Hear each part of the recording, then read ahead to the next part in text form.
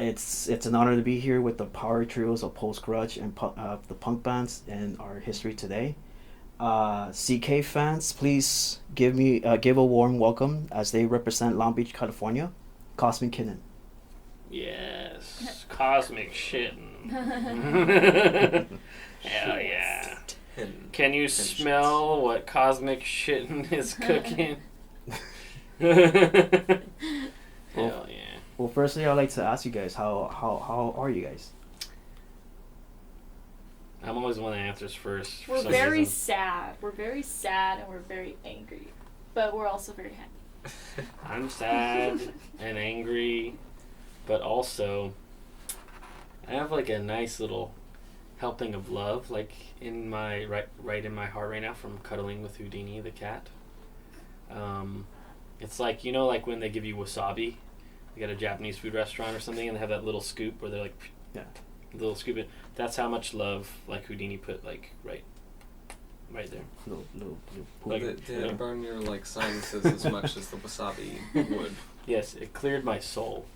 Okay. That's more powerful than wasabi. Yes. You're understating it. It's spiritual. It's more like a Epsom salt bath or something than it is a fucking than it is wasabi. Well, let's talk about wasabi. It's making me want to spend too much money on wasabi.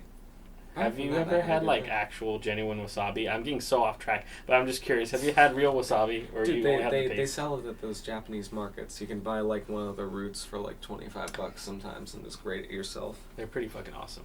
Anyway. Anyways, if I had that kind of money, I would be having a much better day, but I'm alright. A little sad and angry, but I spend too much time doing that, so I'm feeling kind of good right now. I don't know. Don't worry, we're gonna play angry music in a second.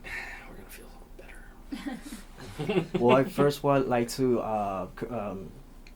say happy anniversary to you guys, because I know on March is your 8th year of being Cosmic Kitten. I forgot all about that. I think so, yeah. I think I might have still been in high school when that happened. Time flies when you're struggling with mental health. Goddamn. I've been disassociated for years. Where are we? I just woke That's up in this room. literally What's how I Cosmic woke up Kitten? like last year. Yeah. That sounds fun. You're like, hey, congratulations, your 8-year anniversary. And then all of a sudden it's like, what? What have I been doing for 8 years? I was in exactly class. what happened to me. There was a biology I'm not text. even joking. I know. Due to past interviews, it was last stated that you began playing at the guitar at the age of 13, and it wasn't not until the high school days you began playing as a solo acoustic player under the name Cosmic Kitten. How did you feel as a solo performer before meeting Zach? It was a bit frustrating at first because I desperately wanted to start a band and nobody wanted me to be in their band. Like where I grew up I grew up in Downey, and then I was put into foster care and my first couple of years in high school I was living in Whittier, and a lot of the like people there were really into like screamo music at that time, and it was just a bunch of guys like screaming, and but they didn't want to start like a girl band, like that was their reason, and they didn't like really think that I was fit to be like a front person or whatever, and they kind of just were like, oh well, you could play bass or you could play like rhythm guitar, and they just kind of wanted me to be like on the side a bit and not really like give any input, you know, in the music making process. Right. And I unfortunately there weren't many like other like female musicians when I was in high school, so yeah, I was pretty alone with my desire in wanting to start a band.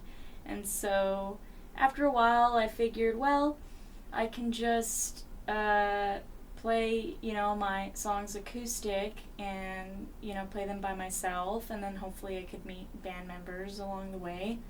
And it didn't happen until like many years later, but I think it was, yeah, when I was 16 I met Zach, and I didn't show him my original music then. I was trying out for his band at the time. Epic mistake. And Not trying out for the band, but not showing me your music. oh That yeah, was a mistake. I was very shy. I still am shy, but I was more shy back then. Mhm. And I didn't make the part. I kind of sucked back then. Tee-hee. I sucked. I couldn't even play Nirvana. Anyway, yeah, but we still remained friends after that a bit, and then it wasn't until a few years later that I showed him my original music, and then he was like, "This is cool. I can play drums on this, and we could record your stuff, and it'll sound cool, because it's not just you and an acoustic guitar. It's you and an electric guitar and a big muff and drums." Did we use the big and muff bass. back then? I don't even Yes, remember. yes, we did. Okay, whatever you say. It was amazing. It changed my life forever. Well, you prove all those guys that says no girl as a frontliner could ever be one. Then you prove them wrong. Oh yeah, they don't even matter anymore. Yeah, actually. Well, as a solo acoustic back in the days, what advice would you give other solo artists that are just starting off? Well, some people want to stay like solo artists. Like that's a pretty cool thing on its own. Especially if you have, the just cool songwriting, whatever. And if you're just looking like to start a band, I mean, I guess I would recommend just keep doing that until, and kind of do open mics and stuff and go to a lot of shows and just try to like be social and like get out of your shell and meet people and see if anybody wants to start a band with you, I guess. It's like the only thing I could think of. Mhm. Or if you're still in school, I think you could probably put up like ads or something Bulletin in your boards school and on the crap. bulletin board. Guitar and- Center or whatever. Yeah. Hijack the morning announcements. It's like Just march in there. Just Jay Russell is looking for a keyboardist and you can contact them at, and then you just say your fucking phone number on the loudspeaker.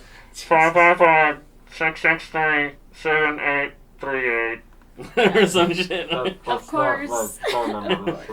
Just for everyone watching, that's not Jay's real phone number. Don't call that number out. I don't know somebody's gonna call that number now. the 555 area code. I don't even know where that is. That number's Of course, personal. now I think Yeah. social media is like pretty like big with That's true. You could go on young social kids media and stuff. So you literally have a lot of friends already on your social media probably, That is. and you could just post on your story or whatever and just be like, "Hey, I'm looking to start a band." You could film your farts like every day for 2 weeks, and then like cut them together on TikTok with like a narrator where it has like the text and it goes, "Hey everybody, I'm looking for a band," like the AI voice, but it's just a bunch of clips of you farting, and you probably get some people that hit you up. Right. Or just use the word, the hashtag. Hashtags Yeah. find a band or find Hashtag flautist. The The truth is that the reason why I'm making the joke is because people on the internet and people in the world in general nowadays, like, they're out there. You just got to be social and be unique and just try to be yourself, and you'll find like people to jam with. But you got to put yourself out there, which is what Karen's saying. You just got to put yourself out there. I'm not trying to make fun of what Karen's saying. I do think it would be funny if there was a TikTok of some bass fart compilation that with the narrator saying, AI narrator saying, "I'm trying to put together a band." It'd be awesome. Well, I understand you began playing at age 4 as a drummer. I know you live with your family, your uncle, your brother, even your father are also household musicians. And you started playing shows at 4 years old as well, right?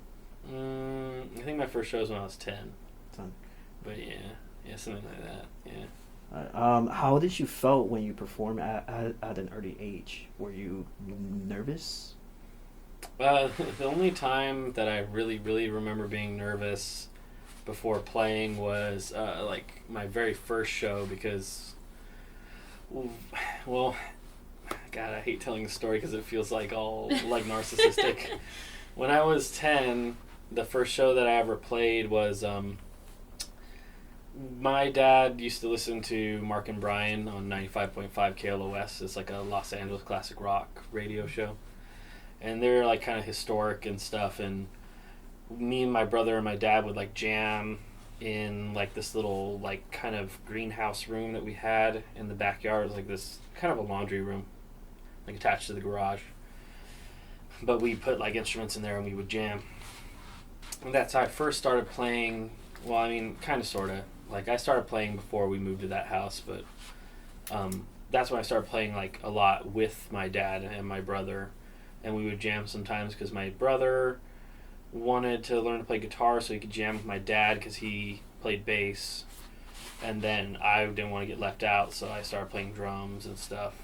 And then we would jam in that little back room. Like, we could play, like, Snoopy's song or whatever, the Peanuts theme song. We could play, like, Sin City by AC/DC, like, a couple simple tunes, you know. And then, like, we started getting better and better or whatever, and we would jam, like, some Van Halen songs because my brother was just getting crazy at guitar. And then, so one day my dad was like, oh, we could call and get tickets or whatever to go to the Mark and Brian Christmas show if we like play for them over the phone or whatever. So he had that idea just for fun, like so we could go to the show, right? Because people are calling in and being like, hey guys, like, you want to hear me play, you know, like Come Sail Away by the band Styx, like on my armpit with my elbow farts sounds, like fucking... Like they play like fucking just random talents. People would call them with random talents. Like, I'm gonna tap dance, rock and roll all night and party every day by Kiss. And then they're like, here's tickets. Take the tickets. Come to the fucking thing. And so my dad was like, cool, like we could do this thing and the gimmick is that you guys are kids, so we'll get tickets. But instead of giving us tickets, they were like, hey, like we want you guys to come perform as listener talent or whatever. So that was like when I was 10 years old, so they're like, oh, we think like the kid gimmick is really cool because your kids are really young. And we're like, man, like we want to have the little kids on the stage. People love that. It's cool, you know.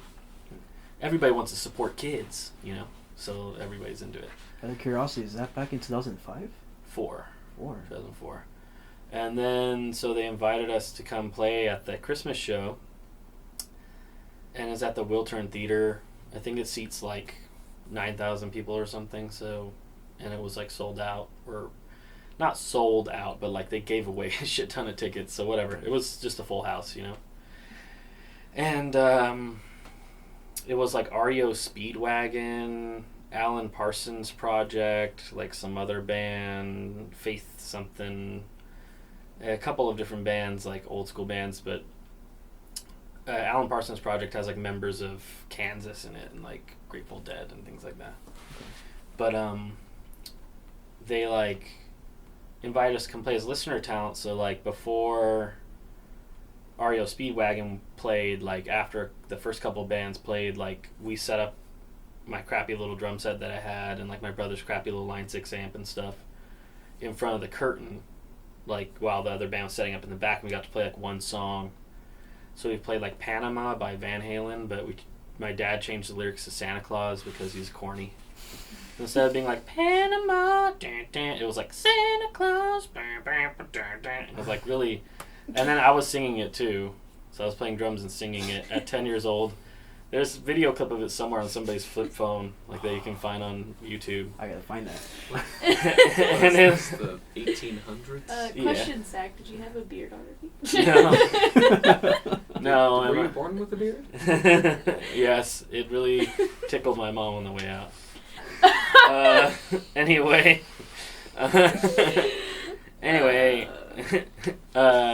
we played the show, but that's the only time I remember being like, feeling like that super nervous feeling, like it's like fluttering in my stomach. I was like, oh my god, was like that time. Right. And it was like, I remember turning to my dad, like while we were standing side stage and our gear was out there. I was like, Dad, I'm super nervous, like looking up at him, and he's like, you're gonna be fine, like you know what to do or whatever. I was like, oh, yeah. And then we did it, and then it was cool. Like the crowd gave us like a standing ovation and stuff, but after that, I've never been nervous. So More than anything else, like I've just been chasing that feeling of like, you know, the big roaring crowd, you know, like it set a precedent or whatever, you know, where it's like, oh, I want that. It's kind of like it's like a dope addict that like every time they use, it's never as potent as that first time, and they're just like chasing. It's a perfect metaphor. It's exactly like that. See, my parents used to think that show Dragon Tales had some similar implications about it. Just like on South Park. I love Dragon. I like Dragon That was a Tales. good show. No, I like I'm it. not knocking it. I'm just saying that's what my parents thought. Anywho, yeah, all dark metaphors aside, yeah, like that was the only time I remember being like super nervous. Let's go. Yeah. I know it's not the same as hers, but what advice would you give young artists as well? I know you had a group because of your father and your brother, Mm-hmm. but in your perspective, what advices would you give? Just for like playing music, or for like putting a band together or something. We could say both. 'Cause I know to put a band together is pretty tough. It can be very tough. Yeah, it can be hard. Advice for like young musicians, honestly, like I don't know, just like do whatever feels right, you know, because like I've had like times in my life where I was afraid like, oh, maybe like my playing sounds too much like this person, or oh, my songwriting like it's too basic or whatever, but like really I think like the best way to like make your mark and like make a name for yourself and like really grow into, you know, like a member of a community is just to like do the thing, you know what I mean? I don't know if that makes any sense, but it's like just fucking like do the thing. Like if you want to play a show, if you're gonna play your drums hard, play the drums hard. If you're gonna play the drums soft, go ahead and play the drums soft. If you're gonna like, you know, write a song. If you're gonna yell. If you're gonna fucking... It's just really that simple. How do you start a band? Same thing. If you're gonna start a band, just like fucking start a band. Like start looking for people. You know what I mean? Don't just sit around and kind of be like, oh man, like I just don't know where to find people, and like I put up ads and like I don't get responses. Like, no. Yeah, those are all like reasonable excuses, but at the end of the day, like just do it. Like if you want to do it, just do it. Like if you want to find people to jam with, go out and try to find people, and you'll find people, you know, even if they're not the right people. Like, hey, maybe you find the people and you play with them for a little while and you're like, these people aren't the right people, and then you're like, I think I want to play with other people. Then play with other people. Or even through knowing those people, you'll find other people. Yeah, like you'll start to make connections in the music community. Yeah, I just mean like regardless of the circumstances, like as long as you just do the thing when you want to and when you say you're going to, then you're gonna find your way, you know. I think a lot of people like that want to get into music or want to get into certain art forms and they don't know where to start. The only reason why they don't, and the reason why they're in, like, is because they're intimidated or something. And it's like, you know, everybody has a different personality type. Sometimes people aren't able to just pick up and do things, you know. But it kind of really is like that. Like, you just, like, put your feet into the ground, like, you plant your feet and you fucking, like, go for it. Right. It's not just the timidity as well, it's also the nervousness, and also that if you put up your song out there and nobody claps, you feel like you're a failure at some point. Well, that's the other thing. Like, you need to sort of be able to recognize, people out there, young kids especially, need to recognize and enjoy, like, the act of creating something and the fact that you made it. Right. Like, one of the things that helps me is, like, whenever we finish recording a thing, like, yeah, maybe, like, sometimes I listen to stuff that we make after we release it, like, a little too much, like, because I'm excited. I'm like, fuck, we made this thing, that's sick. Right. You know what I mean? I listen to it a good deal until, like, okay, like, cool, we made that, and then I move on. But I think that's another thing, like, if you put something out and nobody listens to it, just keep making shit. Mm-hmm. Just keep making shit. If you like it, and you like making the shit, just fucking keep making the shit. That's good. Like, if people don't listen to it, it doesn't mean that you have to dislike making it. Right. You know what I mean? Like, if you had fun making it, no one listens to it, whatever. Like, you made it for you anyway, right? Right. Like, that's why you're making art. It's because you want to make art. So just keep doing that, you know? Well, we have history of understanding both Karen and Sax and how they began playing their music in an early age. What about you, Jay? Well, when did you begin playing? Well, I mean, I've kind of just always been around instruments, you know, like my family, my dad in particular kept like a collection of guitars, basses, keyboards, like everything, so I just kind of started picking up the guitar around age 2, which I didn't really end up actually doing anything with it until I was like 12, but I started learning left-handed, and because my dad didn't own any left-handed guitars, I was forced to switch to the way I currently play, so maybe that had something to do That's a cool, like, anecdote about Jay that I'm learning. Oh, This- but I've mentioned this to you before, You have maybe to- just in passing. You have to but- remember, Jay, there's giant fucking holes in my brain matter. Oh, really? Yeah. No, it's just sometimes I get distracted. But no, that's cool. Yeah, that's fine. I get distracted myself. I've got, I mean, I don't know. I feel like I was stabbed through the head a few times. Yeah, I don't know. I mainly just played guitar, piano, you know, whatever classical pieces would impress my family members until age 12, where I started, like, kind of actually independently exploring the guitar, mainly with, like, blues numbers and, like, Grateful Dead tunes from my parents' collection and stuff. I didn't actually end up rediscovering grungier music until probably around 2020, when I was getting more into indie rock and everything. Coincidentally, that was around the same time I saw Cosmic Kitten for the first time That's via a mutual friend. And then became a fan, and then, like, I had a band, and we were, like, playing together, and I don't know, I'm leaving out a lot of details, but, like, for some reason, bass is the thing that people always want me to play, so I always end up playing bass, and so, like, I guess that's, like, my main instrument, but I started on guitar, and I'm trying to learn drums. You have quality feel on the instrument. I think part of what it is because you have a familiarity with drums, like, when you go to play bass, it kind of melds, like, your melodic intelligence, your intelligence with melody, and your intelligence with rhythm into, like, this one thing where instead of, like, just focusing on melody or just focusing on rhythm, you're able to incorporate them both into this kind of, like, fucking different beast. That's developed over time, but I mean, like, I started playing bass probably 2 years before I even touched the drums, really. Oh, I see. So I just, like, I had a Interesting. shitty sense of rhythm, but I was good at staying in the pocket. It was a weird thing in my brain. That's cool, though. I have Absolutely a shred. question, actually. I guess for the two of you, like, how does it feel to have had, like, I guess family and parents that were, like, supportive of, like, your musical, like, curiosity? I somehow feel like Jay's answer to this question might be similar to mine, just based on previous knowledge, but it sounds cool, and it is cool for people who have unsupportive parents in the arts, like, but however, there's a certain element to it that comes with, like, significant pressure that's, like, even though, like, I really fucking am happy and grateful for my parents for supporting me through my arts, like, you know, they always made sure I had the equipment I needed, and they always helped me, like, you know, grow as a musician by affording me, like, help getting to gigs and things like that and all that stuff.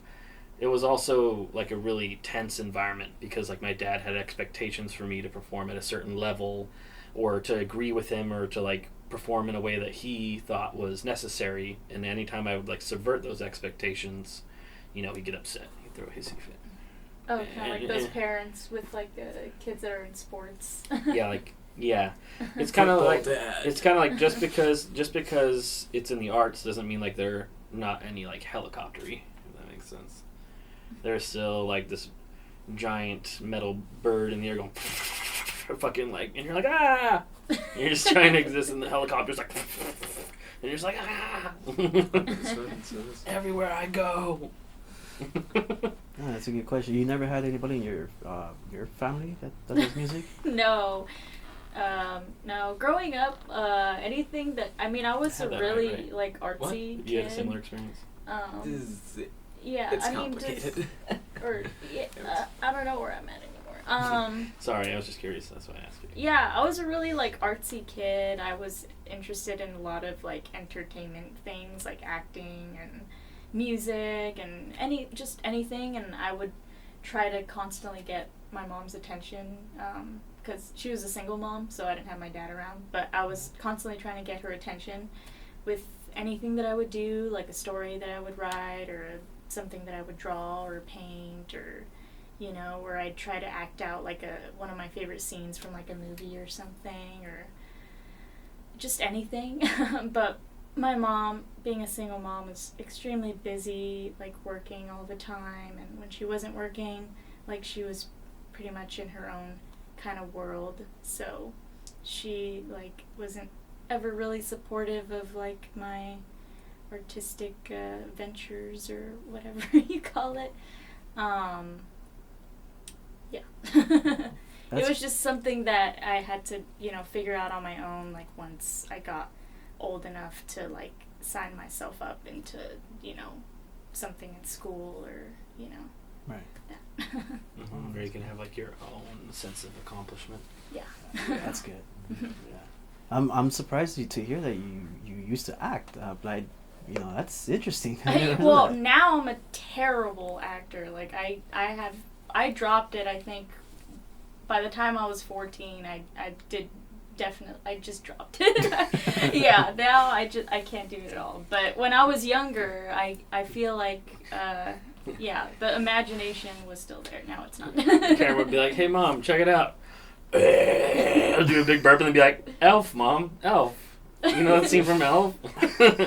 Oh, that's right. I mean, being able to burp on command is just like an incredible skill in itself. I've not been able to do that. That's true. I don't know. Like some people can just burp. They're like they do that thing where like, and then like, It's and just like what the swallowing fuck? air or whatever. Yeah, I'm like, what the fuck? Like, Like, this is what it is. God damn, dude, Yeah. you're talented. No, but now I'm just too grounded in reality. I just can't pretend anymore. I just can't. If Karen was gonna act, and Karen would be like, "Can you smell what the Rock is cooking?" Yeah, you literally have to show me a Like- piece of paper and I'll be like reading it like word for word. I just can't do it anymore. Well, it's a good thing you went to music because you rock your voice and your band itself, you rock them. Like the It songs. works. Music is Yeah. something I've always wanted to do. Karen Ever doesn't have since to I act. was like, ever since I was like 5, I was always singing along Mhm. to the radio, and I think I wrote my first song when I was 8. Like, the cool thing with music is that you don't have to act. Like, you're just very honest with your music. You're like more like, you know, Yeah. hard on your sleeve when you play. So it's not really like a. Like- Some people play music like they act when they play music. You know, they're like a different character, like hee hee hee or whatever. You know, but you're just like, nah, dog. What you see is what you get. Yeah, you're expressing yourself. So. Well, skill can be acquired. Authenticity is rare. That's true. That's why you're valuable. Because you're authentic. Like the fine Chinese cuisine. Thank you. I just got more Most hungry. places say authentic aren't actually authentic. Yeah, well, in this case, Karen's not saying they're authentic. I am. I'm the food reviewer. Karen is the restaurant. And So Karen, you're the tire company that's gonna tell me where to go to yeah, have yeah. food. I'm saying I go there. I go to the restaurant. Karen's restaurant doesn't claim to be authentic. I just go there and I go, this shit is authentic. Hi, bro. Well, since the band is now loved by hundreds and even thousands of people all over the country and even the U.S., how excited are you guys knowing that you hit a milestone with your latest music video, the Fog Brain? Sorry. That's it. And it surpasses a whopping 5,000 views. Yeah, like in a month. It's crazy. In a month, yeah. What is your intake on that? How did you guys feel? I guess we got like on the algorithm a little bit. Just a little bit. It was some random It's still digital climbing up. wizardry or something. Like, I don't understand how it worked. We literally just put. The funny thing is, out of all the videos that we put out, this is the one that we like. We're the least like. Oh, I hope people like it. I hope it performs good. We were like literally like when we filmed this video, I was just like, oh, like I know this dude that we could shoot a video with. Like I like this set, and Karen was like, hey, check out this set. Like this set is kind of cool. We could rent the set. I'm like, oh, cool. That's a cool idea. Yeah, like let's just keep trying to make songs or make videos for every song on the album. Like these are the 5 that we still need to make videos for. Let's do this one on that set with that guy. Maybe we could do this one on a different set with a different guy. All right, let's just make a video. Like, and we just went and shot the video. And we're like, oh yeah, the footage looks cool. Like, hopefully it comes out good. And then the guy was, I was gonna edit it, and the guy was like, I'll edit it. And I was like, oh okay. And it took a little while to edit, but then like we got it. I was like, oh man, this edit's pretty cool. All right. And then and Karen's like, all right, when should we release it? I was like, I don't know. And Karen puts up like a teaser video, like, hey, like next Friday or whatever. And I was like, oh, we just put it out next Friday. Like, here's a video. And then for some reason, we went about our way. I was like just playing shows, like planning other stuff, like new music and things like that. I wasn't even paying attention. And then like, I think somebody hit me up and was like, hey, you know the video has like 2,000 views, right? And this is like 1 weekend or something. Right. Like a couple days in or something, like 4 or 5 days. Somebody's like, hey, you know it has 2,000 views, right? And I was like, what? I was like, psh. I was like, probably not. You know, like sometimes like you look, like, because sometimes like I look at YouTube videos on like the TV and like I'll watch a Cosmic Kitten video and it says like 8 million views or something just because technology is not, you know, consistent. Right. Like lines of code aren't perfect because they're typed out by a human being. Like they're always whatever, you know. So I was like, oh, it's probably a glitch or something. It's just a glitch. And then like 3 days later, it gets up to like 3,200 views. I'm like, whoa, 3,200 views. I was like, maybe I should check it out. Maybe it's real. I go over there, and then I see all these comments where, like, from strangers that are like, hey, the algorithm brought me here. Oh, thanks to the algorithm gods for bringing me here. Like, this is sick. And somebody's like, I hate new grunge music, but fucking, I found this, and it's the first song that I dig. Like, thanks a lot, YouTube. And then there were a couple of dudes that were like, this band, the guitars sound like they were recorded with a tin can like wired through my butthole or something. And it's like all right. And then some other people were like, shut up, old man, you don't know shit. Just put on some headphones. Yeah. There's that comment where the person's like, it sounds like it was recorded with a lint roller or whatever. Then there's like these other like and if you go to his profile, it's like this really old dude. And then you like look at these other people that comment back, they're like, oh, thanks, this comment made me listen to it in headphones. It sounds incredible. And somebody else is like, the mix sounds good, don't listen to these old fucks or whatever. And it's like these two, like, you go to their profile and it's like young kids. And there's another comment where it's like, I was going to say the same thing. It sounds harsh, but not in a good way. And you go to his profile and it's an old dude. It's like, fucking boomers don't like our shit. It's like, it's not grungy enough. Well, I mean, I enjoy that video. I saw it maybe like 3-4 times, and I always have it on repeat on my YouTube channel. Because every time I drive somewhere, I'm just like, I'm gonna put a mix. Yeah. You guys are like the number 1 in my list, and then it's the Hazards, and then it's the Viscerals, and then Misfits. Oh yeah, Misfits. Yeah. But you guys are always in that list. I was like, oh damn. Yeah. This music video itself, it's awesome because I did enjoy the fact that you give the bird on the screen. Yeah, that's a good shot. It reminded me of the Dawn of the Funeral by Tsunami Bomb. Tsunami Bomb. Yeah, they're cool. Yeah, I don't know what drove me to do that. I think Zach told me to do it or something. I think so. Yeah, we were actually, filming. I think it was my idea. I was like, I don't know what to do. Like, I was like, flip off the camera. You just want me to like be here and like move around. Like, I don't know what the fuck to do. Like, flip off the camera. Yeah, and Zach was like, just flip off the camera. I was like, fuck you. Okay. And then I like tried to give Karen motivation. Like, Karen's like some kind of 5-star actor. I'm like, fuck the camera. The camera sucks. You hate the camera. Flip it off.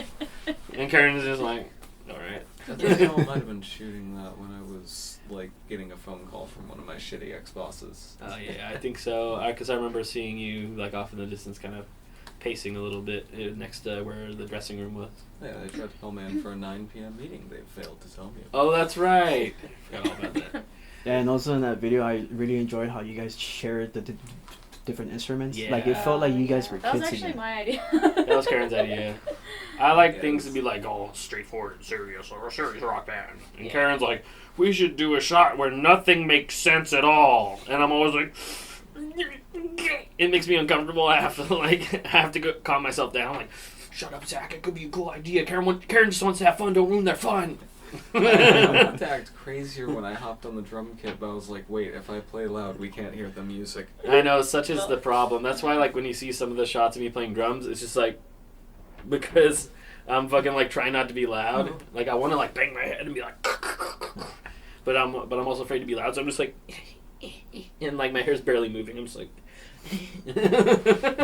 Maybe next time we just fill the drums with cloth. The claws. Or the cardboard box again. The claws. Yeah, we'll just use the cardboard kit again. Oh yeah, we'll bust out that cardboard kit. Now I gotta make a cardboard base. Yeah. It has to be as good as Karen's too.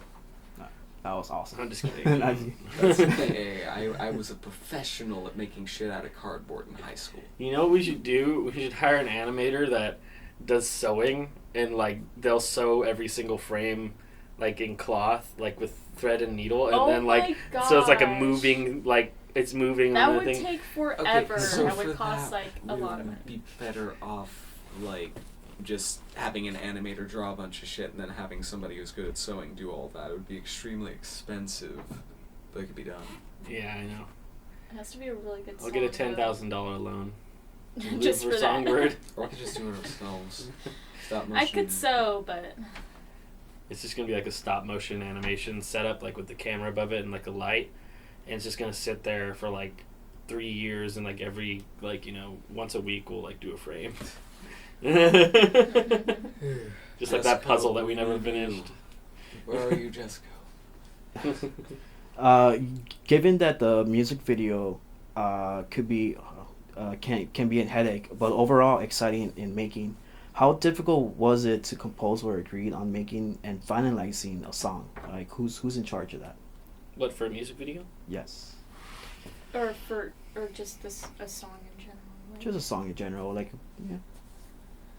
I mean, I think it's kind of Zach and I's thing. I mean, it's been like that for years, but it's changing slowly. Yeah, like I initially write like the beginning stages of a song, like riff, verse, chorus, and then I bring it to Zach, and he'll help me write like a bridge or something, or like an intro. Outro or something, and then he'll write like drums, and he'll write bass parts. And this was before Jay was. Yeah, like previously, because Karen and I are together a lot, like Karen will have an idea and be like, check this out, and I'll be like, yeah, and like writing is always happening. Like as long as we're together, like writing is happening, and we're together a lot, so like it could happen like any day, any time. So like the third member of the band or whatever, the other member of the band sometimes like unintentionally got left out in the past because Karen would show me a song and I'd be like, oh my god, that sounds cool, and like I hear the song like finished in my head, I'm like, the bass is like this and the drums are like this, and oh man, can you hear it in your brain like I can? Oh my god, I have schizophrenia. And then like but recently, like when we write tunes, like I try to just leave that incomplete, like, and Karen shows me a melody and like a vocal melody and a verse and a chorus, and then like I help with a bridge and an outro, or a bridge and an intro and an outro, or whatever.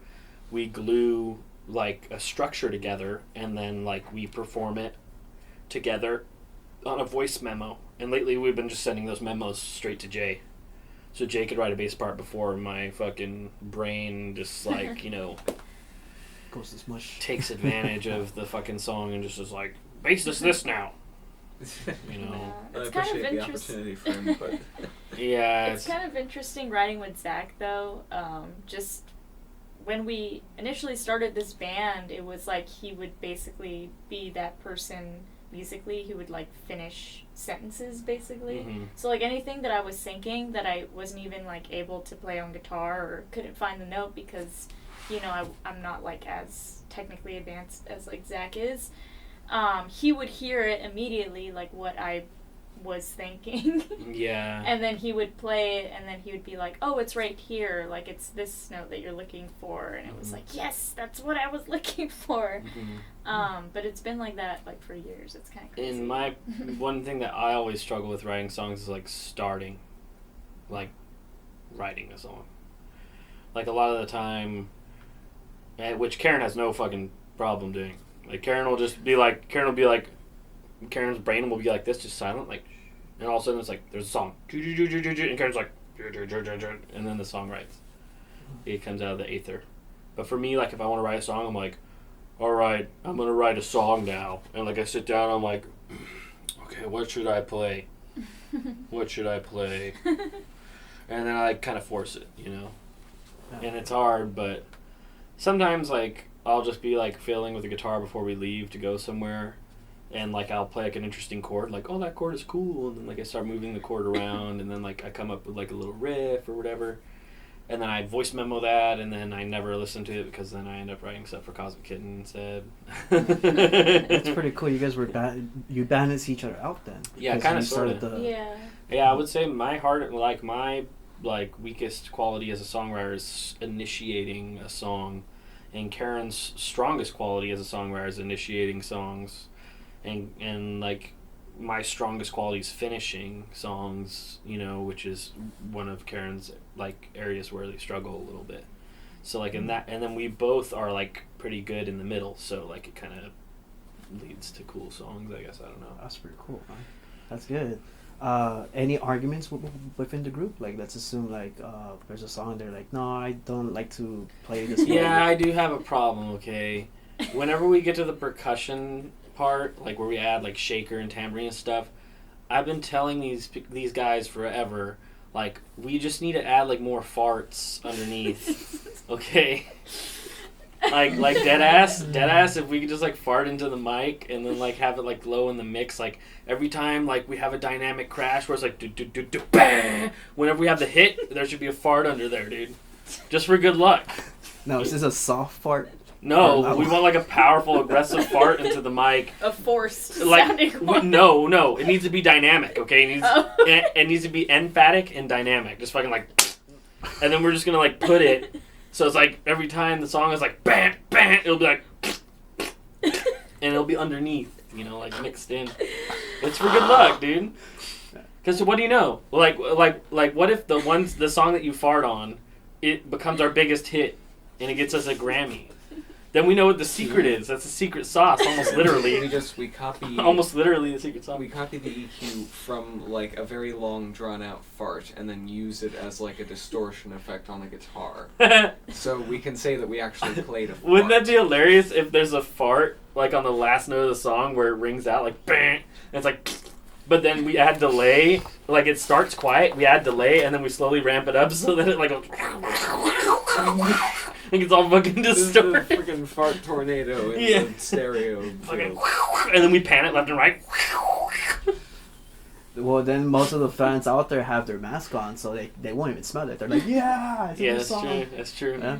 Then everywhere we play, we're gonna have to get, you know, like they have those they have drum thrones where they have like a vibrating speaker inside, so you can like feel your kick, and it hooks up to a monitor output. I didn't know about that. Yeah, it's called a sub seat, and you can hook it up to your monitor out on like a board, you know, as like its own monitor. But we'll do that, but we'll reverse engineer it kind of like a sub mic, you know, like where you take like a speaker cone, but you reverse the wiring so that it picks up, like when the cone vibrates, it's a microphone instead. So we'll get one of those sub thrones and reverse the wiring so that way it's a microphone. And while we're playing, like I'll fart into it, and that'll be how we do it live. Yeah. That's some sauce. Well, hopefully it's not sauce. Well, what about? But you never know. Not literally. What about him? Any insights of future written for your bass that you want to incorporate into the Cosmic Kitten? Well, I mean, I don't know. I mean, well, this fella asked me to do something recently. What? What did I do? What? I'm a bad person. Anyway, Did I do something? No. Karen smacked me. That means I did something bad. Anyway, I asked you to do what on bass? Well, the solo thing. Oh yeah, I want Jay to play a bass solo live because I play drum solos a lot, like just to kind of waste time, and also because it's a fun time to experiment or whatever. And so recently, we had an opportunity where we're like, oh, we want to do a switch, but like I don't want to do a second drum solo. Like I'm only down to do one, you know. Like it feels silly to do like 2 different drum solo breaks. So I was like, Jay, do a bass thing. And then I sort of was just like thinking, I was just like, oh, like, I don't know. I was like, listen to a couple like bass solos from like these artists and see like if they help you find inspiration or whatever. And then, but otherwise, I was like, just do your thing. And then Jay's been writing like a solo and like sending me voice memos and stuff like, check out this bass thing. And I'm just like, That's not exactly how that went. That was more so like I was practicing something unrelated, and then that's I how was you came up with that? Well, yeah, no, I was just That's doing sick, like actually. it's kind of that the whole like dust in the wind thing. I was doing Yeah, like yeah. an exercise for like right hand technique, Yeah. and I was like, wait, that sounds cool. So I was like, oh, hey, a song, and then I spent 2 hours trying to figure out how to play it clean, and then I sent you that recording. Oh, I see. Well, it sounds fucking cool. So. I don't know. I just like doing things with the bass that are like slightly different. Yeah. You know, because I started off on guitar, so it's like, you know, like where can we throw in notes that people do not expect, but also don't stick out in an offensive way. So That makes sense. It, like adds to the groove of the instrument when you have like motion, but like motion that's like, you know, harmonically pleasing. Yeah. Yeah. It's just something that expands the sonic element. Mm-hmm. Now, the Hedgehog. I'm so sorry. well, go now fast. I did remember seeing one of your Cosmic Kitten posts earlier this month. You were finishing a music video. Is there any more exciting news on the works at this moment? Yes, we have. Well, we have like ideas for a couple of music videos, but we did finish that one that you're talking about. Yes. And we are planning a tour, possibly in September, and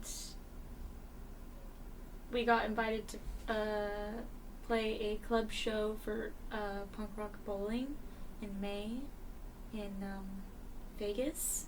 Should be So fun. That should be fun. Yeah. We're Yeah. playing that festival in Portland in September as well.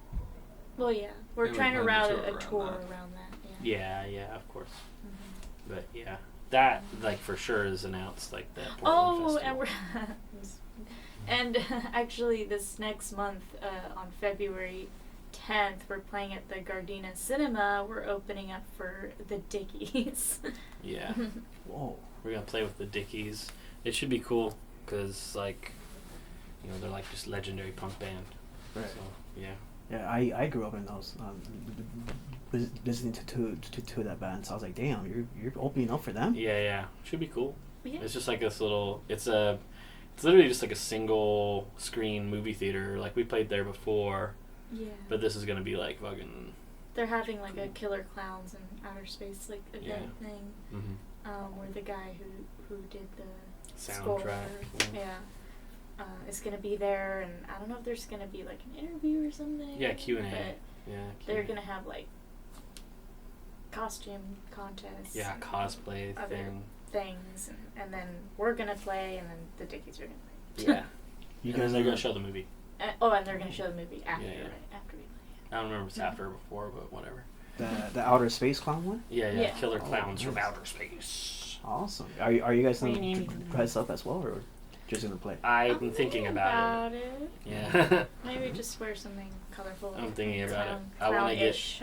I want to get like hair gel and like hairspray and do like fucking like epic clown hair. You You're know, gonna like need fucking, a lot. fucking like fucking Super. make my double, hair triple, stand up. Quadruple hold. Quadruple super hold. Well, you tour around the country and even out of it. What would you say is your most milestone state, city, or show venue you enjoy playing, and why? On this last tour, I liked the Belltown Yacht Club. Oh, that was fun. Well, we played there. Nice place. Cheers. That place is sick. And then when we played, I'm trying to think of other venues that I really dug, like that we played at across the country. Clearly, not that many. It's all fun, like, for the experience. Yeah, like, I mean, I liked almost all the clubs that we've played at across Even the country. like the small places, like as long as we have a pretty fun, interactive like crowd, then like it's a fun show for me. Yeah, we're it like doesn't an really owner. matter how big the stage is. Really. We're like a really nice owner or something. You know, Yeah. Sometimes clubs just have. Sometimes you have like a low turnout at a club, you know, because you're just getting known, like in these other states, you know. But the owner's really nice, you know. And sometimes that's like the big thing, you know. Like, the owner gets you free drinks or like helps you with a place to stay or pays you extra because they know you're on the road or whatever, you know. And then that's always nice. So That's it. yeah. What future venues will you love to perform for your audience? I want to play at the Terragram Ballroom really Oh, bad. yeah, I was gonna say the Terragram. I think I said that in like our last 4 interviews where people asked us something similar. So if the Terragram Ballroom is out there, I am once again asking you to consider us. Just call us, you fuckers. The Roxy would be cool to play. Can we do the Fonda? Fonda would be Fonda fun. would be cool. Fondue. We can have fondue that day just for the sake of.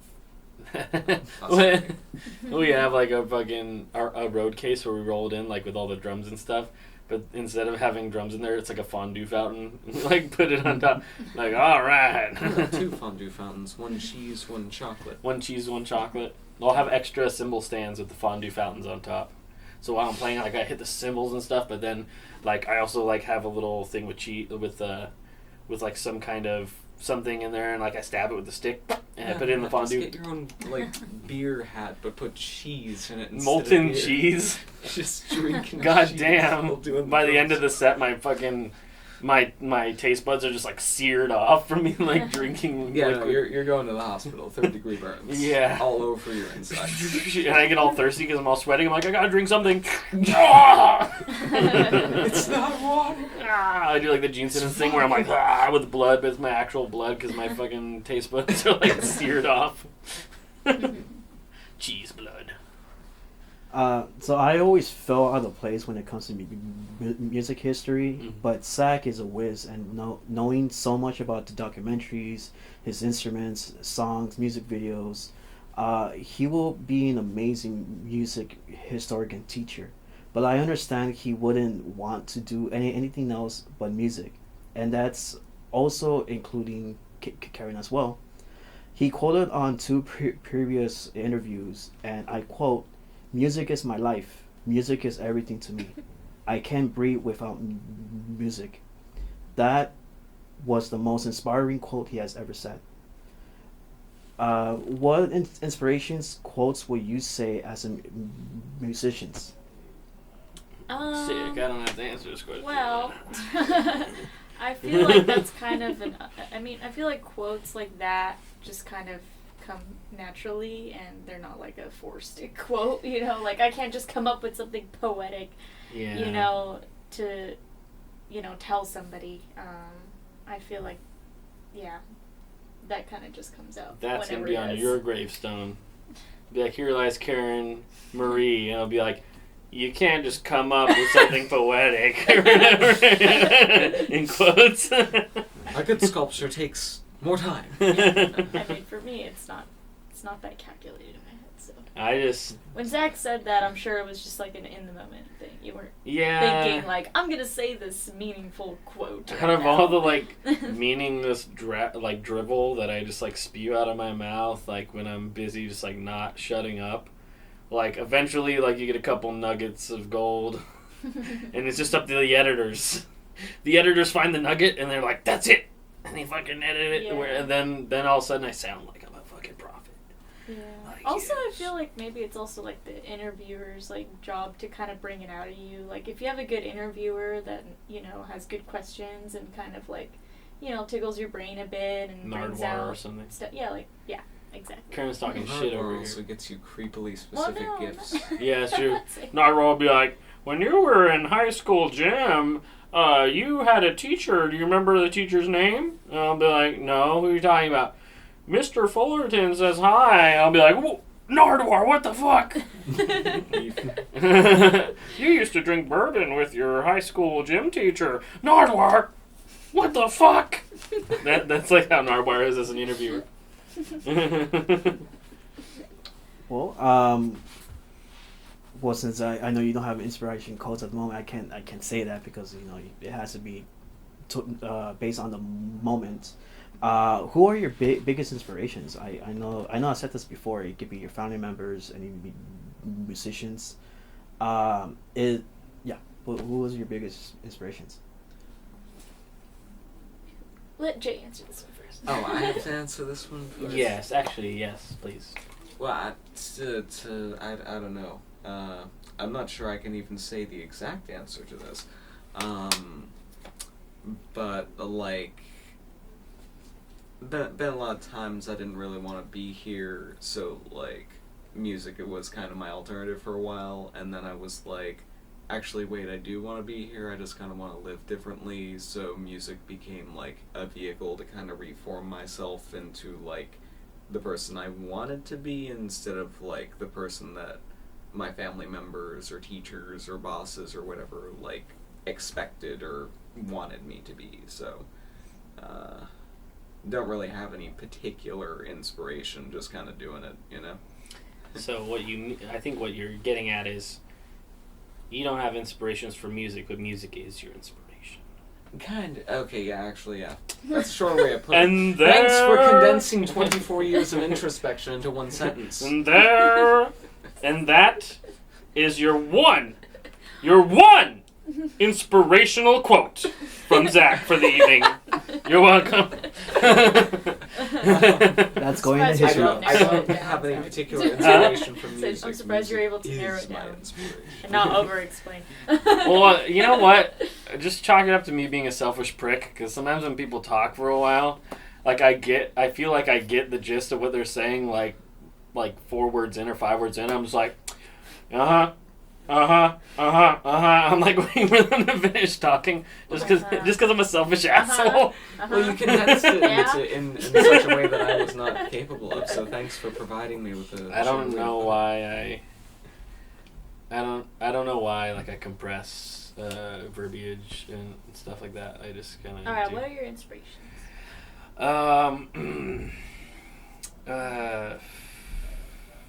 Jeez. Rick Astley. Never gonna get. Because he's never Don't gonna. lie. Because Rick Astley's never gonna give me up. He's never gonna let me down, and he's never gonna turn around and desert me. My inspirations are like fucking. Early on when I was a kid, like I was really inspired by Peter Criss, the drummer from Kiss. Because like my mom really liked Cats and stuff, and my dad really liked the band Kiss, and my brother played guitar and my dad played bass, and so I was like inspired to pick up drums, like kind of for that reason. I was like, I'll make my mom happy because he's a Cat man, and then I'll make my dad happy because he likes Kiss and rock music. And then like later on, I was inspired by like Dave Grohl. Which is obvious to anybody who listens to me drum for 10 seconds, and John Bonham, and Neil Peart by a significant margin, and Taylor Hawkins a great deal, and I'm also inspired by the fry cook at my local Del Taco. They inspire me to continue to live, because without their delicious beer battered fish tacos, I don't soda burritos. I don't know where I'd be. Well, I'm saying the fry cook specifically. Right now. the fry cook specifically. I mean, the guy that makes the burritos is also pretty good, but the fry cook, like, that's my guy. You're torturing her right now. At least you're not Donnie and the guy that I run the studio with, Donnie, he recently took a spill and he messed up his back, but apparently like sometimes when he breathes, like his ribs make like a crackling sound. Like he's cracking his knuckles or something. Like it's really concerning. But anyway, I'll be on the phone with him and I'll make him laugh and he'll be like, ha ha ha, ow. It's bittersweet. I'm like, fuck, Donnie, my bad. And it sucks because every time he says ow, like it makes us laugh harder, and then he's like, ah. Poor guy. Anyway, my heart goes out to you, Donnie. Hope you're recovering swiftly. Never forget Donald Bonerback Mazaki. Never forget. No one knows what the fuck you're talking It's an inside joke just for me and Donnie. Leave it in, I'll send him the link. He'll see it and he'll be fucking... He'll cry. He'll fucking cry. He'll be like, oh no, he'll probably just be like, ha ha ha ha, ow. And then he will proceed to cry after that. Yeah, and then he'll cry after. And then he'll be like, fuck you, Zach. I hate you. I hate you. Anyway, those are my inspirations. Oh, I'm also really inspired by like a couple of my friends that I think are dope also. You're inspired by me. I am, actually. I neglect to mention, but yeah, I am really inspired by Karen. That wasn't a forced thing. It's just something I didn't think about. Sometimes, like, if somebody asks you a question like, who are you inspired by? Instead of, like, just looking, like, right next to you, sometimes you're just, like, looking out in the distance, like, who am I inspired by? Yeah, no, Karen does inspire me. Karen has, you know, had a rough go of it, and, like, Karen's still being around and still being themselves and expressing themselves and shit is... That's pretty hella. That's pretty hella. I agree. Mm-hmm. That's cool. Who are you inspired by? And don't say Jesus Christ. Just cop out. The Son of God. The one true Son of God. The flying spaghetti monster. Wow. My grumbling stomach at the moment. I'm inspired by that. We're gonna need to deliver us some pizza. Amen. Uh, Or ramen. Well, growing up, I was fairly neglected as a child, but listening to music was really comforting to me and like very like therapeutic, and felt like I was like I was understood somehow because I really connected to the emotions and like the lyrics in those songs.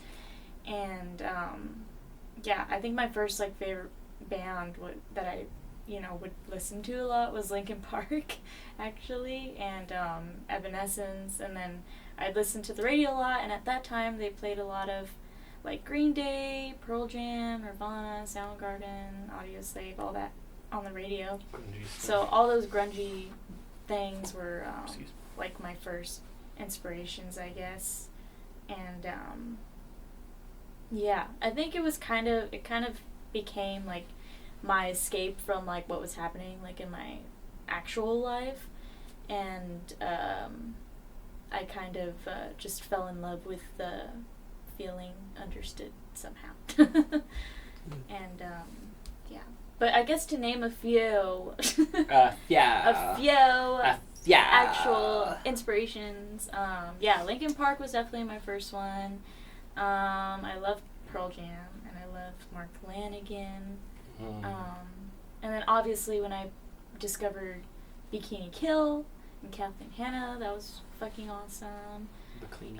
Joy Division as well. Joy Division. Kinney, the Gits. Oh yeah, the Gats. I could just name. Shout out to Steven. I could name yeah, Steve. Mr. Steve Moriarty. He probably is not going to see us because he's not social media savvy, but we love you. And hell yeah. Yes, and a lot of just like local bands in general. Anytime we play with the band and I watch them play, and they look very comfortable and confident, and they're just doing it and they make great music. Like, they're inspiring to me as well. Right. Is one of those inspirations perhaps tattooed on you? Oh yes, you can't see it now, but Zach has I have the same tattoo. He has the same one. It's a chicken. Yeah, so this band, The Gits, their lead vocalist, Mia Zapata, She had that on like a T-shirt in a photo shoot like back in the 90s. Because she would get picked on, and they call her chicken head, or whatever, like because she was skinny and Was stuff. it chicken legs? Chicken legs, yeah. Well, I'm used to hearing the southern term where they're like, you're chicken headed or whatever. Yeah, they call her chicken legs because she's like skinny. And then she was like, fuck you. And she used it as a term of endearment for herself. She's but like, she yes. got a tattoo of like a chicken on her ankle. On her ankle or whatever. Which is Mhm. why I got mine tattooed on my ankle. Mhm. But instead of getting like a realistic one like she did, we got the one that was on a shirt that she wore. Yeah, that she drew. Yeah. Yeah. That's cool. Yeah, yeah. My placement is also symbolic, but for a different reason. Are these inspirations also referring to your instruments? Oh yeah, mine's were for sure. I only named drummers. But yeah, I am inspired by a lot more people other than just drummers. But yeah. Yeah, when it comes to like my drumming and stuff, there's a bunch of fucking awesome drummers out there. I like when I see like a local drummer that really like makes me go, wowie, that person fucking rips. Wowie. Yeah. For me, it was mainly just, at first it was vocalists, you know, like Chester Bennington, and even like Eddie Vedder, and then it started to be like guitar players, but I just, all my inspirations kind of like range, you know, vocalists and guitar players. Like, I'm inspired by drummers as well, and even actors. I'm inspired by. Like, I'm just inspired by a lot of people that just do Karen really likes cool Seth stuff. Rogen, okay? Like, don't judge. Karen loves Seth Rogen. No, I'm just kidding. Karen likes Walking Phoenix a lot. Oh yeah, he's pretty And cool. what was the name of the other guy? Christian Bale, even though he's like a little bit of a butthead. Yeah, he's pretty cool. Who else do you like? Hugh Jackman? Yeah. Hugh Jackman's cool. Who's huge Some actor? comedians Hugh like Jackman. what's his face? Tim Robinson. Tim Robinson? You like Tim Robinson? Yeah. I like Tim Robinson too. He escaped from prison. I think you should leave. Oh, that Tim Robinson. Yeah. I was like, wait, what did you say? Not Tim Robbins. Tim Robinson. Yeah, I said Tim Robinson. Okay, I thought I was thinking of Tim Robbins. Oh. He escaped from Shawshank Prison. He was friends with Morgan Freeman. Oh, he's cool too. Say what? Yeah. He was a lawyer. Eric Andre. He's a lawyer that Eric didn't kill Andre his is wife. so inspiring. Oh my god. Oh, Eric I love Andre? Eric Andre so much. Eric's awesome. I like how he can just like have his genitals out in front of anyone. He's like not really worried about it. I just like how he destroys shit all the time. That's awesome too. Would anybody like some of my ranch dressing? Ranch up. Ranch up. How's it going, mulatto? Pizza bowl. Hey, you're Shred Erickson. What's up, Shred Erickson? See, he's an inspiration to Zach. Yeah, see. He helped. He, Sorry about that. No, you're good. I'm gonna shut up. I'll just continue from where I left off as soon as you're good. Do you know the Muffin Man? That's what you're gonna ask me next, right? You're gonna say, do you know the Muffin Alright, Man? shut up! I want dinner! Shut the fuck up! That's true, and we still have to play music and take photos and stuff. Well, I I don't know the Muffin Man, so don't ask. need to make muffins. That guy's a pedophile anyway. Wait, the Muffin Man's a pedophile? Yeah, what did you think muffins means? Uh, I'm gonna get hangry. I am hangry! Okay, keep it rolling so that way when Karen kills me, it's on camera. You can show it to the courts. sorry, somebody just annihilated my childhood over here. Oh, I made the muffin. Yeah. So I know the last question was, are these Inspiration. inspirations also referring to your instruments? I Yes. know Karen spoke last. Mhm. What about Jay?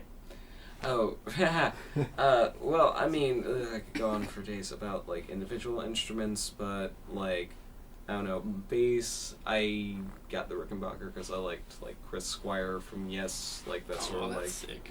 complex sort of style. Also liked Robert DeLeo from STP, that's sick. Kim Deal, I had That's the whole sick. Pixies phase, Tina Weymouth because I had a Talking Heads phase. But I don't know. I mean, Zach basically listed all my inspirations for some, like the drums, guitar. I grew up watching Nirvana videos and like figured out how to play lead by learning Stevie Ray Vaughan stuff. Like, I don't know, just very little bits and pieces from everywhere. That's good. I know That's only. fucking awesome. You named like a shitload of bass players that I like. I named 4 bass players. That's a lot. 100% of those bass players I like a lot. So that's dope. I didn't even talk about songwriting, but that's not really my role here, is it? Well, not yet. I mean, we're still writing songs. No. I'm writing the bass lines. I'm a bass player. Well, this is I true. like playing the bass. But we do have a couple songs that we started like in the studio together, and we're gonna get into the thick of it later. You need that confounded bridge? Yeah. Confunda.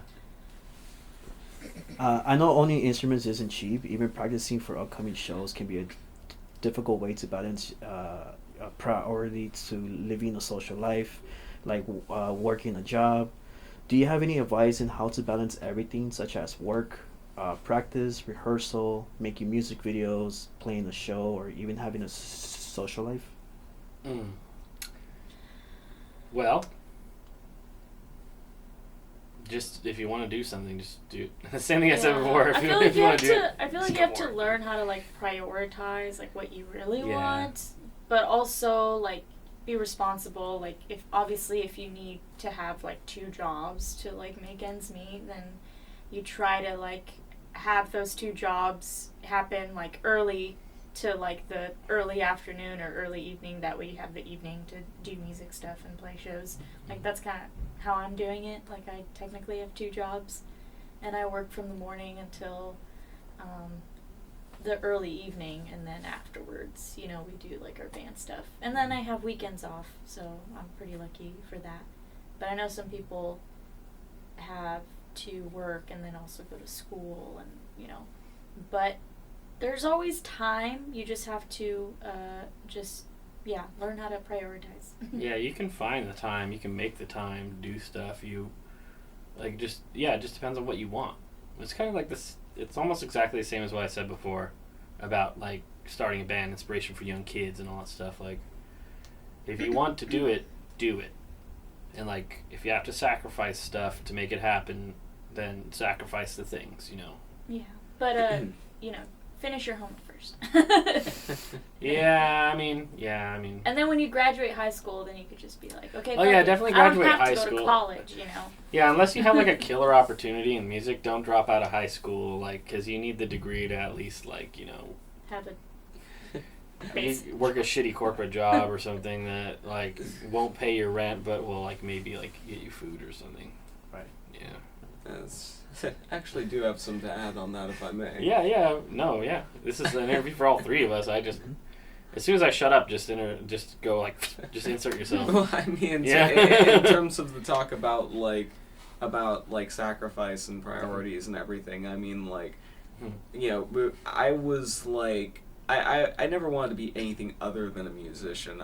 Personally, I just like, in education and everything, I was like, ooh, straight A student, cross country runner, and coach from cross country would talk about the same thing, like sacrifice. And one of my biggest regrets, I realized, was eventually like not quitting that cross country team and actually practicing, because I would go days without practicing because I had to get straight A's and be the star athlete that I never was. So it was like, eventually I just wasn't myself anymore, and it took me many years to kind of get back to that point. So in terms of like young people getting into music, it's like understanding whether you're going to pursue it long term as a hobby or as a profession, because I'm pulled back into it no matter where I go. And like Yeah, it's like one of those things, like, yeah, and then that also kind of reinforces, like, what I said, too, like,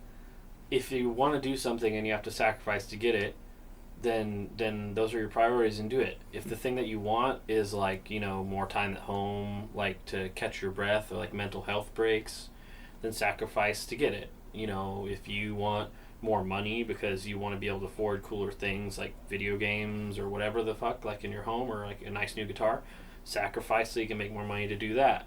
if you want a music career and that's what you really love to do and that's what you love to spend your time doing, but you have to sacrifice money because you don't want to, you have to have a job that's flexible enough with less enough hours so you can do that, then do that. But you just like be realistic about the way that like time is balanced. It's not infinite, so it's like you can't do everything all at once. You have to like kind of like recognize like what's the thing you want and go for it. Like Karen said, priorities. Like for me personally, like, you know, like I was going to school for a little while, but it just didn't feel right, so I dropped out of that. Then I was working, you know, and like I had a bunch of shitty jobs before I landed the one I have, which is pretty decent, and now I'm doing that. And like everything leading up to this point essentially landed me where I am, which is like my life kind of centers around music. Like I play, I work, but then when I come home from work, the work is just there to pay the bills, and I don't do anything else with it. And then I just have like my family, and other than my family, I have music and like my music friends I made in music, and we hang out at shows and we have a great time, and I fucking record music, I write music, you know, we come here and practice once a week, and then I'm in the studio recording stuff every now and again, and I've set up a life for myself by sacrificing other elements of my life, like, you know, getting like a bachelor's and doing a 4-year schooling and becoming, you know, some, you know, like marginally more societally accepted career path or whatever. I sacrificed that to be where I'm at, and like some people wouldn't see us as like a successful band because we're not like paying our rent, we're not like, you know, getting nominated for Grammys, we're not selling 1 million albums a year or whatever, which essentially is like the definition of success in the music industry. You have to be like the exception, like selling shitloads of records to be considered like successful, you know. But in my reality, I've made the sacrifices to be where we are, which is like I'm not rich, you know, but I get to play music all the fucking time, and that was my choice. Like that was the sacrifice that I made so that I could do the shit all the time. And you know, then it's like, you know, what are you willing to give past that? How much do you want more than that? It's all in the individual, but like Karen's right, like it's all about priorities.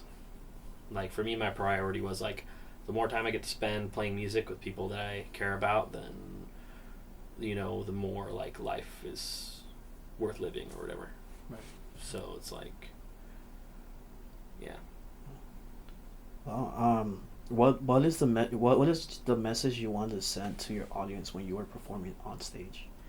When you were watching us play and the music's really loud and the guitars are really loud and the bass is really loud, and we're playing drums and we're just like fucking ripping, like it's like bam, bam, bam, bam, bam, your ears are bleeding, I'm farting a lot.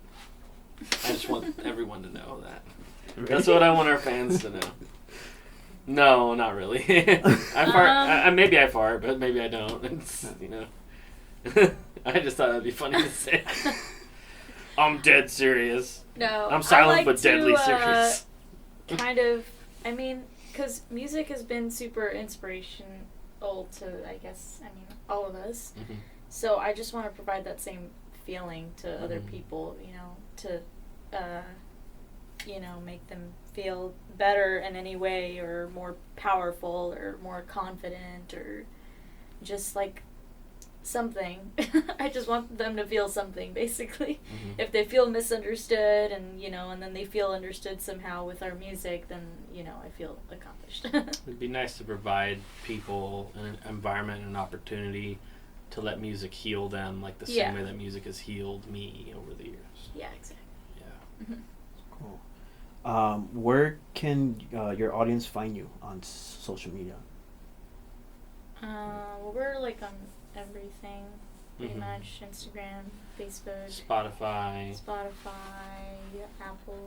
Apple Music, YouTube. The Google. Yeah, you could Google us. Google us, Cosmic Kitten Band, we come up. Yeah, you can Google us. We are on TikTok, but we don't really use it. Oh yeah, Ticketus. Yeah, we don't use it. And we have a website, CosmicKittenBand.com. CosmicKittenBand.Clizom. Wasn't that something else we recently set up? Yeah, but it's not launched yet. Yeah. It depends when this comes out, but you guys might want to watch our follow us on Cosmic_Kitten official on Instagram, because we might be dropping something cool in less than a month when you see this, because it's right now it's the 29th. Right. So it's gonna be like less than a month. Probably. And my final question: any final words you want to say to your audience? Perhaps a show that's coming up. Why do you guys listen to us? Not a question. Pick okay? better music. Don't say that. You want them to pick us because we're the best rock band ever. No, they're gonna. What I just said is gonna make them want to listen to us more, because they're gonna think I'm humble. My friends and they are better than anything on the radio. Radio is poop. Flush it down the toilet. Because it is caca. Most of it. No, Karen's right. I'm just being a silly goose.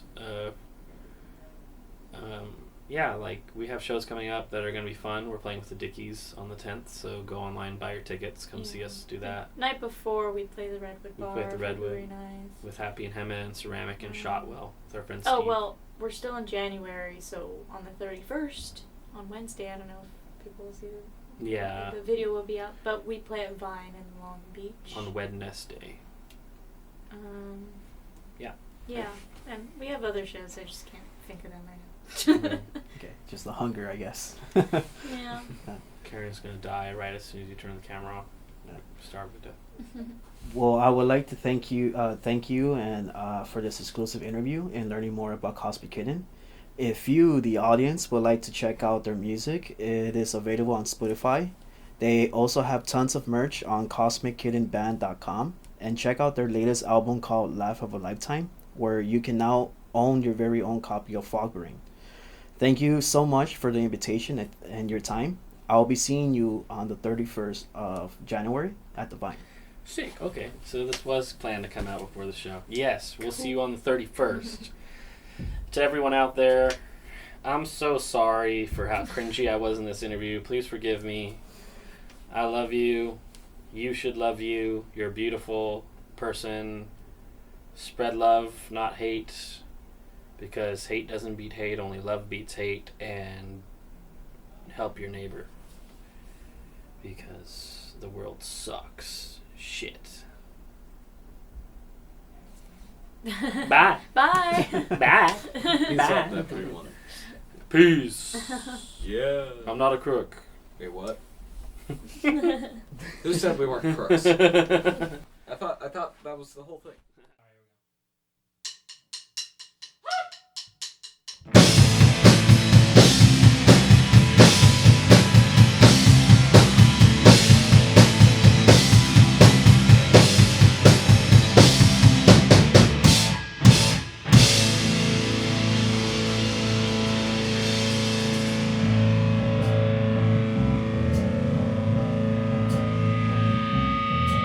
Lay back, but I'm on track. Do you know it's got to give? In a land divine with ridges and the sunshine bright, I'd kill for it. You're narrow as a tunnel, but you're friend with my thoughts, and for that I can respect. Push my button and I'm long gone. Here we go. Here we go. Here we go, here we go, oh.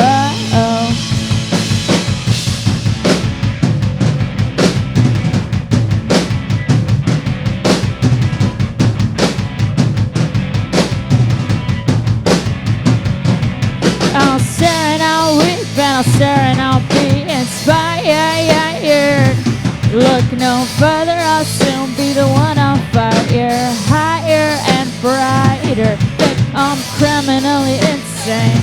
I'm empty and it's a shame. Heard your voice in the mirror, now to think a little clearer. To be is foggy of a brain. Here we go, here we go, here we go, here we go, oh. See, I knew when you said that, you know I got it in me. But you said your goodbyes, and now I wanna sit down and cry. See, I knew when you said that, you know I got it in me. But you said your goodbyes, and now I wanna sit down and cry.